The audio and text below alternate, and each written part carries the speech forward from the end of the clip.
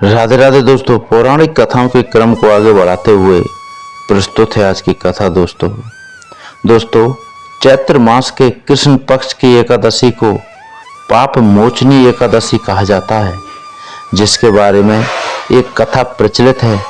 कृपया उसे ध्यान से सुनें और अपने जीवन में उतारें। तो चलिए दोस्तों, कथा को प्रारंभ करते हैं। धर्मराज युधिष्ठिर बोले, हे जनार्दन, चैत्र मास के कृष्ण पक्ष की एकादशी का क्या नाम है और उसकी विधि क्या है? कृपया करके आप मुझे बताइए। श्री भगवान बोले, हे राजन, चैत्र मास के कृष्ण पक्ष की एकादशी का नाम पाप मोचनी एकादशी है। इसके व्रत के प्रभाव से मनुष्य के सभी पापों का नाश होता है। यह सब व्रतों से उत्तम व्रत है।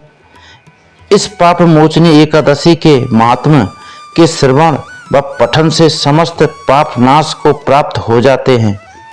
एक समय देवर्षि नारद जी ने जगत पिता ब्रह्मा जी से कहा, महाराज, आप मुझसे चैत्र मास के कृष्ण पक्ष की एकादशी का विधान कहिए। ब्रह्मा जी कहने लगे कि हे नारद, चैत्र मास की कृष्ण पक्ष की एकादशी पाप मोचनी एकादशी के रूप में मनाई जाती है। इस दिन भगवान विष्णु का पूजन किया जाता है। इसकी कथा के अनुसार प्राचीन समय में चित्ररथ नामक एक रमणीक वन था।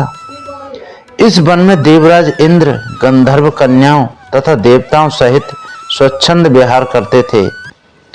एक बार मेधावी नामक ऋषि भी वहां पर तपस्या कर रहे थे। वे ऋषि शिव उपासक तथा अप्सराएं शिव द्रोहिणी अनंगदासी थीं। एक बार कामदेव ने मुनि का तप भंग करने के लिए उनके पास मंजू घोषा नामक अप्सरा को भेजा। युवावस्था वाले मुनि अप्सरा के हाव भाव, नृत्य, गीत तथा कटाक्षों पर काम मोहित हो गए। रति क्रीड़ा करते हुए 57 वर्ष व्यतीत हो गए। एक दिन मंजू घोषा ने देवलोक जाने की आज्ञा मांगी। उसके द्वारा आज्ञा मांगने पर मुनि को भान आया और उन्हें आत्मज्ञान हुआ कि मुझे रसातल में पहुंचाने का एकमात्र कारण अप्सरा मंजू घोषा ही है। क्रोधित होकर उन्होंने मंजू घोषा को पिशाचिनी होने का श्राप दे दिया।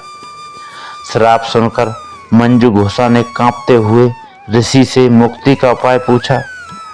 तब मुनिश्री ने पाप मोचनी एकादशी का व्रत रखने को कहा और अप्सरा को मुक्ति का उपाय बताकर पिता च्यवन के आश्रम में चले गए। पुत्र के मुख से श्राप देने की बात सुनकर च्यवन ऋषि ने पुत्र की घोर निंदा की तथा उन्हें पाप मोचनी चैत्र कृष्ण एकादशी का व्रत करने की आज्ञा दी। व्रत के प्रभाव से मंजू घोष अप्सरा पिशाचिनी देह से मुक्त होकर देवलोक चली गई। अतः हे नारद, जो कोई मनुष्य विधि पूर्वक इस व्रत को करेगा, उसके सारे पापों को मुक्ति प्रदान होगी, और जो इस व्रत के महात्मा को पढ़ता है और सुनता है, उसे सारे संकटों से मुक्ति मिल जाएगी। तो दोस्तों, कैसी लगी आपको कथा? कमेंट करके बताएं। कथा अगर पसंद आई हो तो लाइक शेयर सब्सक्राइब करना नहीं भूलें। जय जय श्री राधे।